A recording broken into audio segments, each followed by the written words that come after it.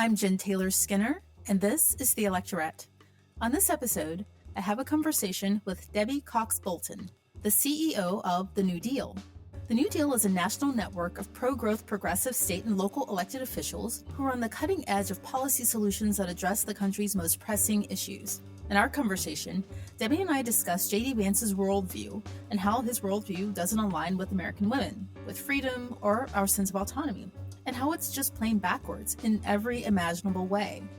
We also discuss how Vance's views are in perfect alignment with Project 2025. And we also talk about how these views aren't anything new for conservatives and for the Republican Party generally, because with regard to women, they've been going in this direction for a long, long time.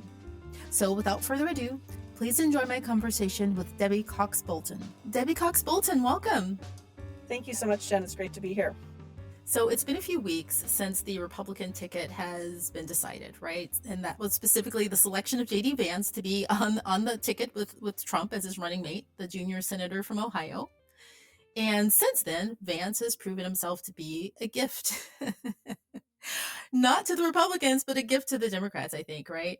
And, I say that specifically not because of the odd things he said publicly, that too, but also because he's kind of telegraphing the Republican vision for women, right? What our lives will be if they gain more power. And I say that he's telegraphing their vision because, this is something that has been in the works long before J.D. Vance was a senator, long before Trump took over their party. And, they basically crystallized that vision in Project 2025, right? So I think one of the positions that he's had that has gotten the most attention is his support for a national abortion ban, right? And I just want to know what you think about his position on a national abortion ban as it aligns with Project 2025, because from my perspective, there's no light between the two, right? They're pretty much aligned. Yeah, no, I absolutely agree with that 100%. I mean, I would even take a step backwards for just 1 second to say I really think that the selection of J.D. Vance kind of it doubled down on MAGA generally, right? I mean, Donald Trump, after the assassination attempt, kind of said he was going to be a different kind of person. He was going to, unite the country. And he, lo and behold, less than a week later, whatever it was, pick somebody who absolutely did not go in a different direction. He had options to do that. That would have, telegraphed or shown that he was trying to make a bigger tent and bring more people in. And that's absolutely the opposite of what I think a J.D. Vance picked it. So in general, I think that he is doubling down on kind of everything that we've heard from him for, 6 years he's been on the national political scene. But as it comes to women specifically, yeah, I couldn't agree with you more. I mean, the best or the most glaring maybe example of this kind of doubling down on MAGA is, just the really extreme positions that J.D. Vance has staked out when it comes to women's rights and abortion specifically. We've all been watching, kind of just with our mouths open, right? I mean, agape, it's just some of the stuff that he's been saying.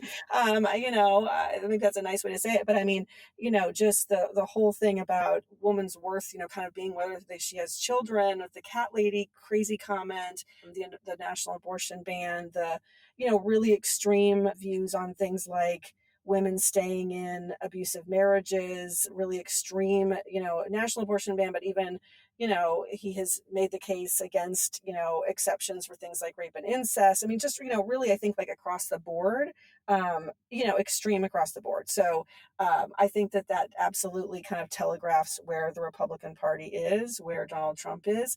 And to your point about Project 2025, I don't think that there's any daylight between what has been put out in that agenda, despite despite the former president Trump trying to distance himself a little bit, I guess, from that. He picked a running mate that that is saying all the same things off of the same song sheet. So I don't think that's just disingenuous, that it doesn't accurately reflect where the Republican Party is right now. Right. I just want to go back to your statement about, he had a choice, and, choosing J.D. Vance is kind of, confirming how he feels about, women's rights and abortion.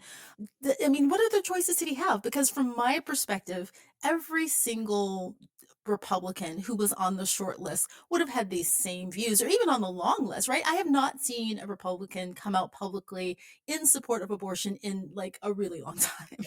Yeah, no, that's a fair point. That's a fair point. I guess when I said that, I was the person I was really thinking of, which was never going to happen, was Nikki Haley, who I don't agree with, on her positions on choice or on a bunch of things. But you did see her kind of in the presidential debate try to make space for people who didn't agree with that, right? It's not where she is, but she kind of tried to make space. Again, that's not where I am. That's not where most of New Deal leaders are, or any of the New Deal leaders are. But that would have been that would have really signaled that that he was changing his tune. But you're right. I mean, the kind of the people who were on the short list for that, probably at least in terms of choice, were all terrible options. Yeah, and I think if I remember correctly, she did come out with kind of a, unclear or even like a stance against IVF at some point when that the whole thing happened down in Alabama when they kind of overturned access to IVF, in vitro fertilization. But Yeah, yeah. that's a whole No, other. that's right. Yeah, I mean, like I said, she was not, her, where she was personally was not remotely where I am or where I think the vast majority of the country is. But I do think, I mean, I think something that's instructive for us in that actually is, I think it's, and I just had this conversation with the Ohio Democratic Party chair, Liz Walters, which is, it's really important that when we talk about choice and when we talk about women's rights, we also, understand maybe there's some nuance in this and that we are welcoming of all people who share that the extreme, that what we're up against is so extreme and so wants to take us backwards, so wants to really, I don't even know where we're going back to, the 1950s. I'm not sure, but, is saying stuff that's so out of um, alignment with where the country is, that there's a lot of room for Democrats to reach out to moderate Republicans, independents, people who might not agree on every single element of, of every policy under kind of the broader choice umbrella, but who are absolutely uncomfortable with a national abortion ban, who are uncomfortable with, a lot of things that those folks are saying. I think that we need to be really smart about making space in our tent for them as we go forward into November.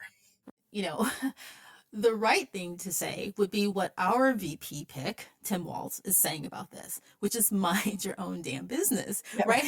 So when you open up the tent and say, like, listen, if you don't want an abortion, don't get one, right?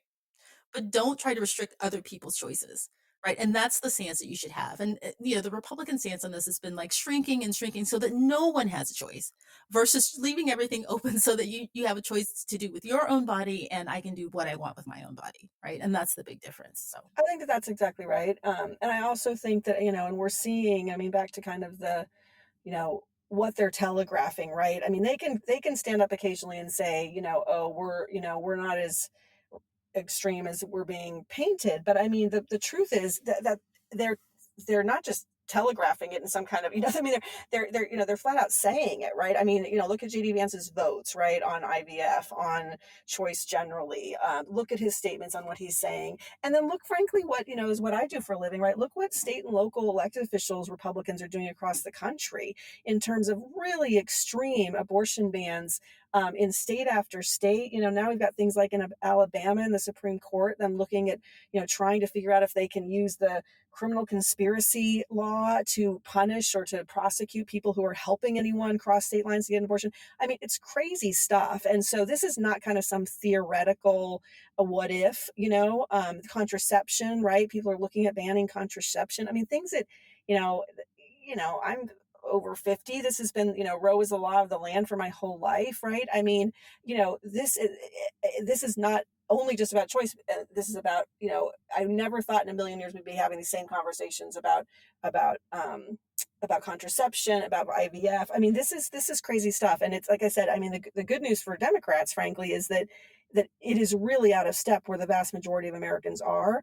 And I think that we've seen that if you look at what happened like on state ballot initiatives in places like even ruby red places like Kansas and Kentucky, and then in Ohio, and in Virginia over the last couple cycles, where broad coalitions powered mainly by women have come out and beaten back or restrictions and embraced this idea that access to abortion should be a constitutional right. And so I'm actually hopeful, as terrible as things are right now, and as sad as it is to listen to these stories after stories about, real women's lives being impacted and being, just needlessly and unnecessarily put through trauma, and even people dying, right? I mean, this is crazy that we're going through, but the hope is that some of those places, like that I talked about, those states that came out and either beat back or supported abortion rights, or beat back restrictions or supported abortion rights, is actually where the country is. And I just find it crazy that I mean, good for us, but crazy that the Republicans have just doubled down in the other direction. Right. It is kind of unbelievable, actually. Crazy. I mean, the thing is that those ballot initiatives signal to me, in my opinion, is that they're signaling that no one's buying it. Trump and Vance and other Republicans are trying to step away from Project 2025, but no one's really buying that, right? Which is why these ballot initiatives are passing, and that's why you see so much support for the Harris-Walz ticket. So I think that that's right. Yeah. I mean, and look, it's right there in black and white, right? I mean, just to take one example, right? I mean, thinking about abortion medicine, right? Access to a medical abortion, right? They're saying that abortion medicine is the single greatest threat to unborn children in a post-Roe world. They're saying they're trying to criminalize mailing abortion medication, or criminalizing the interstate carriage of the drugs. I mean, it is, they are absolutely telling us what they plan to do. And it is, I just don't think women, I mean, I love the vice president's language on this, right? We're not going back. And I think that that's how the majority of people feel. And not just women, frankly, right? I mean, there's, we all have men in our lives who agree with that, right? So I think that that's the right approach to this, because I think that it's been shown that this is it's not, first and foremost, it's the right thing for all kinds of reasons. And then B, it's, politically the right thing as well. yeah, I want to go back to Vance for a second, because he's the person who's out in front. He's public. He's, touring the country where, I'm not really sure where Trump is right now. Um, but he's the one who's making these statements publicly. But, a lot of people have alluded to the fact or suggested that, he took this stance, or he's taking these extreme stances because he wanted to be on the ticket. He wanted to be on the presidential ticket. But when you look at the history of his statements about women and about abortion and about, childcare, just take anything. He's had these views publicly for a really long time. So that one statement where he said that he wanted a national abortion ban was made in 2022. Right. He's only been in the Senate since 2023. Some of these statements came out in 2021. And the one that he made in 2022 was really kind of interesting. He didn't just say, yes, I want a national abortion ban. He said that, but he made that comment about George Soros flying Black women out to California for abortions, right? And then he said that was creepy. And I just think that that's just such an interesting statement because, for one, he invokes all of the boogeymen that conservatives hate, Soros, right. George Soros, Black people in California. It's a trifecta. It's a trifecta. And then he said it was creepy, but what's creepy?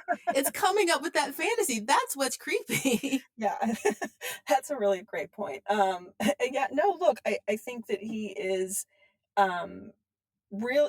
I mean, I don't know what happened between when he called, when he talked about Trump being such a threat to America, and clearly was not a Trump person. But I agree with you. He's been pretty consistent on his views about women, as far as I can tell. And even like more recently, right? I mean, he had the whole cat lady video surface, and then when given an opportunity to walk it back, he didn't. He doubled down. He said, no. I mean, maybe I was misunderstood. What I really mean, is that is that people who have kids, are more valuable. Or that's not a direct quote, obviously, but than other people, and and that's the what women's job is how I heard it. And if you're not doing that, then you're doing something wrong. I think it's terrible. And again, I mean, all these other really creepy, maybe a word, but sad. I mean, the sad comments about, staying in an abusive marriage, or, no empathy for somebody who's, pregnant by virtue of a rape or incest. I mean, are you kidding me? Like that is just not in the mainstream of America. And I don't see him walking back from any of that stuff. Yeah, I mean, he sent his wife out, I think, in an interview or she went out herself to kind of clarify those points, right? I mean, arguably she's smarter than he is.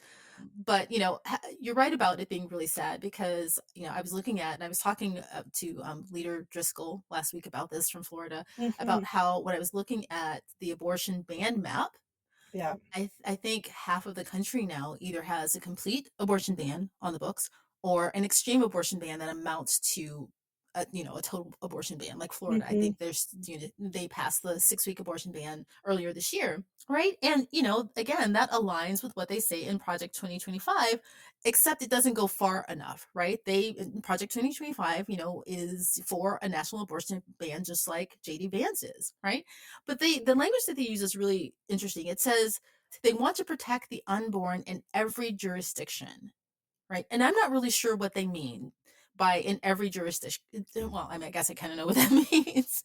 But how do Yeah. they plan to implement a national abortion ban? Or, because JD Vance, when he's public about this, he says that states should decide. Like, how do they plan to see this through on a national level? Yeah.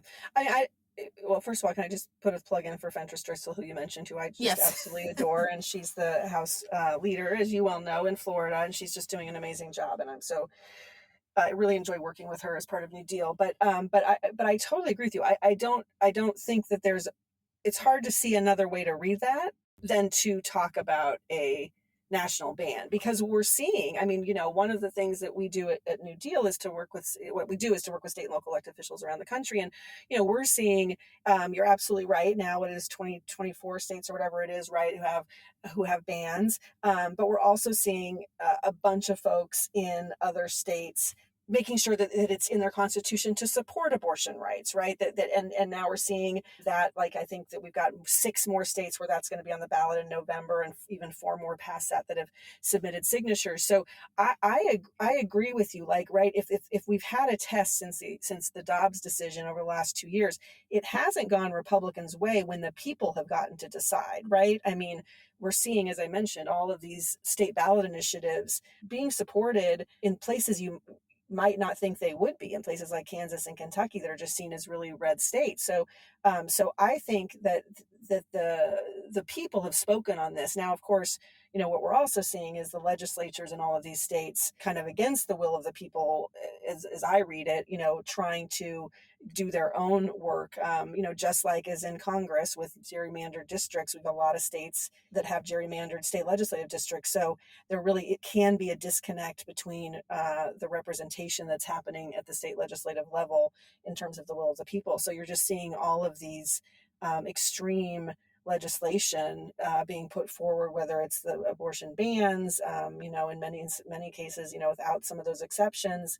Also, though, like I talked about in Alabama, this idea that they're going to criminalize and punish anyone who aids and abets, as they call it, anyone seeking to get an abortion out of state, or whether it's putting restrictions on contraception. So, you're really seeing these battles they are taking place in the states, actually. That is the kind of the effect of the Dobbs decision, is to have this now playing out across the country. And so many New Deal leaders and others have been working on legislation to codify, as I said, to codify abortion rights in their jurisdiction or in their states, but also things like, at the city level, even in red states, we're seeing people put together money. Like, I've been looking at Tashara Jones, the mayor of St. Louis, as an example here, put together $1 million fund to be able to give funds to anyone seeking an out-of-state abortion from the city, or having people like Kate Gallego and the mayor of Phoenix, who said, we're not going to use law enforcement resources to go after anybody that has an abortion violation, or the city of San Antonio, Mayor Nierenberg down there, passing a resolution that they were not going to use any city funds to try to go after anybody who's seeking an abortion. So you do kind of see all of this kind of playing out at the state and local level in real time, and it's fascinating, and it's, in some ways, it's really heartening, but it is intense, and it is happening everywhere. Yeah, but if you criminalize it national, if you ban it and then criminalize it, obviously the effect will be to kind of depress those efforts at helping people, in states where abortion is still legal. it will kind of depress those efforts, right? No one wants to Yeah. go to jail for that, right? No, you're absolutely right in that. Sorry, but that's right. I mean, that's why we absolutely cannot elect a ticket that is looking at a national ban, right? I mean, Right. so that you're Among other absolutely things. right. You're absolutely right. And I don't. I mean, actually, I don't.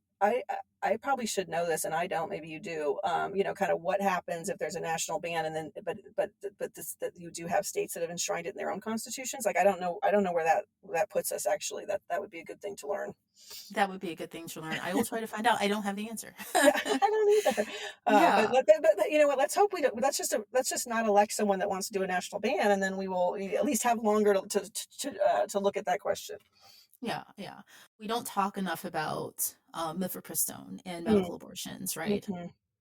Thankfully, someone asked Trump in his press conference, the press conference that he called himself, I think he called it a general press conference. He was asked, Of as opposed course. to a specific press conference, a general one, and he was asked about mifepristone and his support for that, and he gave an answer that was as vague as his press conference. Yeah. Right? Yeah. It was, actually it wasn't vague. It was nonsensical. They asked, whether you would support a ban on mifepristone. And, again, if the audience isn't familiar with that, that's one of the drugs that's used in, medically inducing abortions. I think upwards of 60% of abortions that are performed now use the drug, right? Mhm. He said something like, you could do things. He said you could do things. I'm trying to read a statement here, the quote that would supplement. Absolutely. There are things that are open and humane. I don't know what that means. I I don't know don't. what that means either. I don't know what that means either. I don't. Yeah. Yeah, go on. No, Yeah. I was gonna say I don't know what that means either, but we will refer back again to Project 2025 on this, right? Which very clearly states that they think abortion, medically induced abortion medicine is the single greatest threat to the unborn children in a post-Roe world, and I don't have any doubt that that is where the majority of the Republican Party is, or at least that's the, you know, Project 2025 was, is the conservative coming together. This is not like one person writing this document down and saying, and then having people go, oh, well, I don't agree with that piece. It's like, no, this was, whatever it was, 400 or whatever the number they're saying, conservative thinkers and others participating in this project to get everything on paper like they did, and they're very proud of the fact, like they did in the 80s when the Heritage Foundation did the same thing and put together, I can't remember the name of it, but for Ronald Reagan, the mandate or whatever it was for Ronald Reagan, who then came into office and, and enacted a bunch of things that they had all spent these years prior to the election of Ronald Reagan putting together. And that's what they say they're doing here, right? They say, look, you can't come into office without a plan. That takes too long. You've got to have this plan in place and enumerated and outlined so that when you come into office, this is what you do. And the people running this are people who were in and around the Trump administration last time around. There's no reason to think that this is kind of some rogue group doing this. And so, and you've got J.D. Vance, also really tied to this document in terms of his relationship. So I have a hard time taking them at face value, like you said, when the objections to it, or when they do try to say, well, we're not going to do that, are vague. Like you said, it's not like they're not coming out and saying, let me be super clear here, right? This is, we are Yeah. denouncing that, and we are saying instead, this is what we believe, right? That's not what's happening here. And so I believe that we should, as always, I mean, this is something we just have to learn as a country, or as a human, maybe as humanity, like take people at their word, right? They're telling you what they want to do. They're telling you what they're going to do. And I think we should believe them. Yeah, I find the language in Project 2025 around their, targeting abortion pills particularly scary, Hmm. because it's one thing to ban abortions at the state level or even at the national level, because what happens is that you close the clinics. There's no physical place for you to go to have an abortion, right? But with pills, they can be just sent in the mail, right? You can just send them in the mail with instructions. And, I believe, isn't that the That's way right. that it Yeah, works? that's right. Yeah, you Yep. can send them in the mail. And so their language around that specifically, it says that they seek to expand surveillance, which is the only way that you can surveil people to make sure that they aren't using these drugs. Right. And I'm not really sure what that looks like, or if we know anything more about how they plan to surveil people from, using these abortion pills. Do we?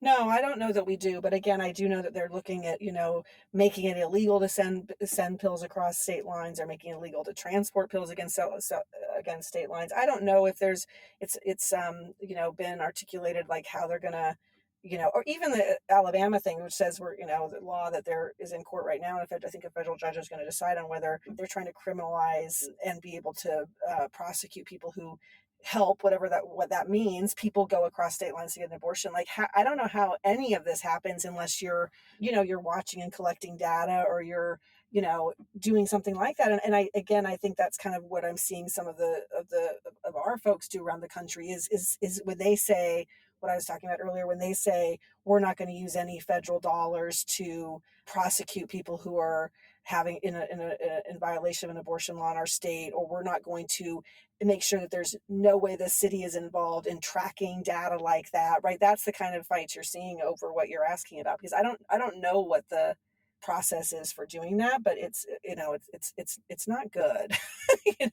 It's not Yeah. good. Yeah. Yeah, I mean, I don't know the laws around this, but there are ways of surveilling. I mean, through federal agencies, surveilling what people send through the mail, because you can't send anything through the mail. There are things that are illegal. You can't Right. ship a puppy through the mail, That's right? right. You That's can't- right. and so, they would have to use some federal agency to surveil that. But I want to move on from that, and I want to talk about his other views on women, because those are equally disturbing, Mhm. right? Specifically his views on childcare. And again, Yeah. this was way before he was in the Senate. This was way before he was, being considered for VP. In 2021, he tweeted that Americans care more about their families than their job. He said normal Americans care more about their families than their job. So basically, if you care about your job, that means you're abnormal. And he goes on to say that he wants a family policy that does not shunt kids into crap daycares, so that we or people can enjoy more freedom. And he puts freedom in quotes, in the paid labor force, right? And then he goes on to say that universal daycare is a class war against normal people. Okay. It's hard to parse through what he wants there, but it sounds like he doesn't want daycare. He doesn't want childcare for people, probably specifically women, because that's what would happen if we got rid of all of daycare, or, the idea of universal daycare. What is he trying to say there? Do you know?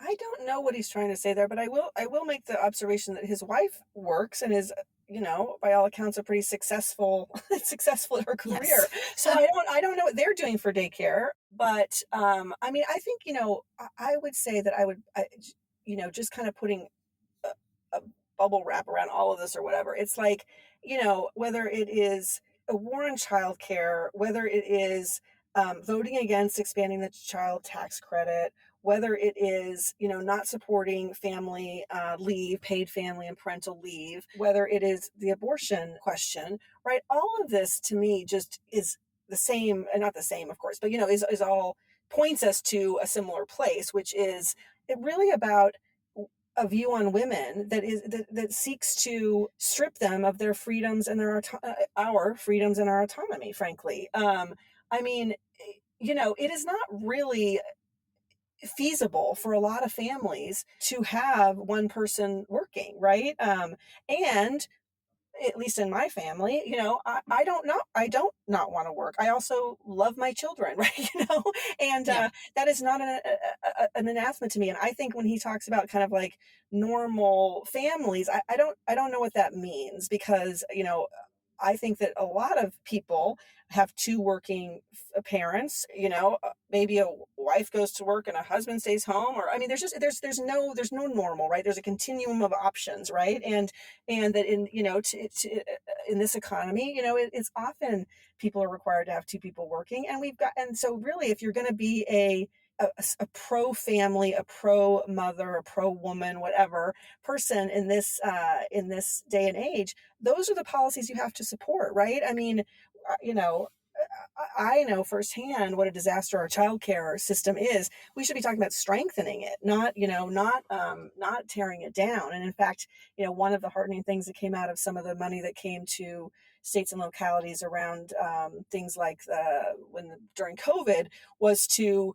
to strengthen daycare centers and to have, pay more providers and to expand access to daycare all over the country. That's a good thing, right? I mean, so to me, it's like you can't be pro family in this day and age and not be pro childcare, pro parental leave, pro all of the things that frankly Democrats have been supporting for decades. That just doesn't square in my book. Yeah, and I just want to give you a little more context for that tweet. I think in a second tweet in the thread, he pointed to a bill that was being proposed by then Senator Josh Hawley, who's no longer there. But he was pointing to a bill that he was proposing that said that something about millions of working people want to start a family and would like to care for their children at home, which is not not true. Right. Don't want to care for my children at home. I want them to go to school and have friends and stuff. And he was proposing a tax credit to give to families so that they could keep their children at home. Which is again, and I'm glad you made a statement about, not just, it isn't just about money or the feasibility of being able to send your children to daycare. It's about, us, right? And the Right. autonomy to have a career, right? And that's Right. kind of getting lost in this conversation. Just because you give me enough money to afford daycare, which you should, right? The government should help us afford daycare, does not mean that I still don't want my own career, my own That's job, right. That's right. right? No, that's right. And look, I think that, I mean, it kind of goes back to what you were saying earlier about, I'll paraphrase, but live and let live, right? Something along those Exactly. lines of what you said, which is, look, I have many friends who have chosen to stay home with their kids, and I totally support them in that choice, right? I have as many friends, if not more friends, who choose to work, and and I've obviously am a working mother, so I think that any choice that is made is the right choice for you and your family, and so to me, to kind of take sides, or worse, like, really, I mean, this is not just taking sides. I mean, really what they're doing is denigrating a whole host of people, right? I mean, and back to something you were talking about with Vance and his Senator Vance and his wife. I mean, the thing that was kind of insulting, if I read it right, on kind of on her effort to kind of clean up the cat lady remarks, was basically what I think what she said was like, oh, no, no, looks, and I realize there's a lot of people out there that are upset with my husband because they're trying to have kids and they're having trouble, and he certainly didn't mean to insult them. Oh, so you did, just to be clear, then you did mean to insult all the people who are choosing either not to have right, to not to have kids, right? Right. We're clear on that then, right? That to me is just crazy, right? I mean, there are, this is there's just, I just don't even know why we're having this conversation, to be honest, because I mean, I know why you and I are having this conversation, but I don't understand why they're having this conversation, because it just seems so like, why, if you're trying to win an election, like, it feels like they've missed the memo on the fact that what you need to do to win an election is to be additive, not subtractive, right? In the sense that, like, you're trying to reach out to more people, build a bigger tent, and they just seem to like keep going farther and farther in smaller circles of the people that they are, that they like, or that they're Yeah. willing to talk to, and that just seems like really counterintuitive when you're trying to win a national election. But who do they like, really? I mean, because I haven't been able to figure it out. Like, who do they like? I mean, if we want to be cynical about it, they like, wealthy white men, and that's it. That's pretty much it. Like, everybody else has been on the chopping block. And, I think it's really interesting what mentioning Usha Vance, his wife. It doesn't even align with her own family. Like, these are two very ambitious people. Usha Vance worked for a really, high end law firm, I think in the Bay Area, a high-end law firm. I think it's based in the Bay Area.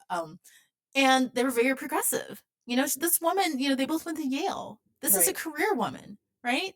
And she literally left her job just before the announcement was made that J.D. Vance would be on the ticket. She was working all the way up to the point where he started to run for vice president. So it doesn't even align with her own lives. And I just want to go back to Project 2025 for a minute, how that connects to J.D. Vance's views. They specifically aim or target Head Start, the Head Start program, that offers Mhm. daycare to people around the country, serve millions of children. They specifically called out the aim to end Head Start in Project 2025. So it's in alignment with J.D. Vance on that front. Yeah, no, that's, which is just a terrible, I mean, terrible idea. I mean, Head Start has been such a huge success in this country of getting kids, early childhood education, getting them ready for school, ready to learn. I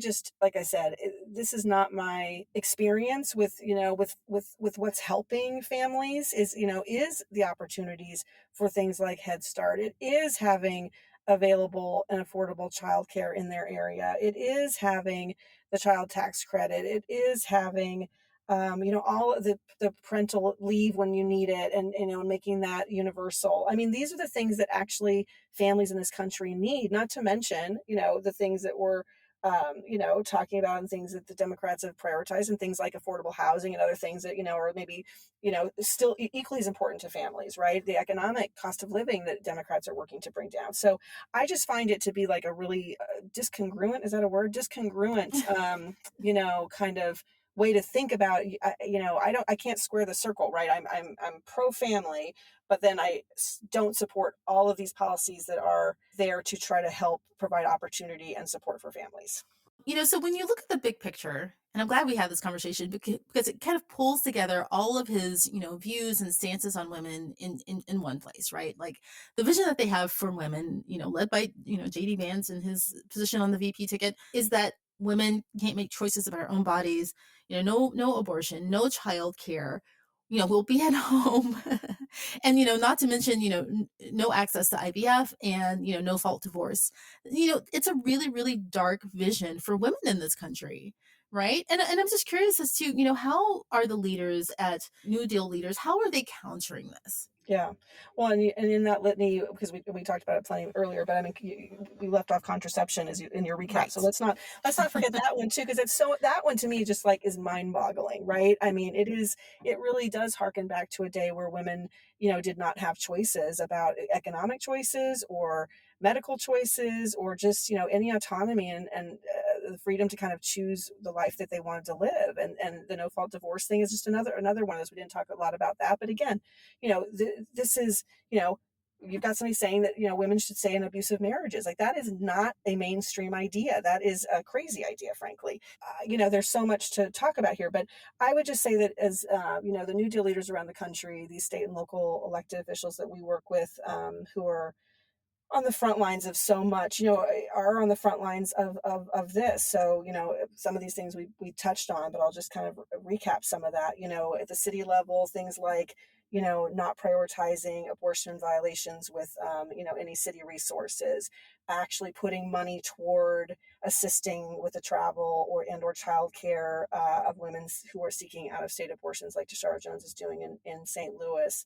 And then, at the state level, of course, in addition to just trying to codify and to make sure that the right to an abortion and to abortion care is codified in state constitutions, we've got people in Louisiana and Georgia and Iowa who are pushing right to contraception bills. We've got someone in Alabama, Anthony Daniels, who's working to protect IVF. So, really they're on the front lines of trying to make sure they can do whatever they can at the state legislative and city level to make sure that women are protected, and that women are going to have the freedom to access the medical care that they need, and to have the freedom to do what they can with what they'd like to do with their own bodies. Yeah, and you know what? I with all of the dark things we've laid out, it's good to hear there are people fighting, and I'm really happy with our ticket, right? The Harris Walz ticket. That's a bright spot. I absolutely agree. Yeah, absolutely. And as we said earlier, I mean, I really do think this, we're not going back. I love the vice president's language around that. And I think that, the majority of women in this country and men who support them agree with that. Right. We're not going back and mind your own damn business. Those are my two mantras from here and through November. Anyhow, I like it. Oh, well, Debbie Cox Bultan, thank you so much for joining me and talking to me. It's been a really enlightening, if not slightly depressing, but still enlightening conversation. Thank you so much, Jen. It's really great to be with you.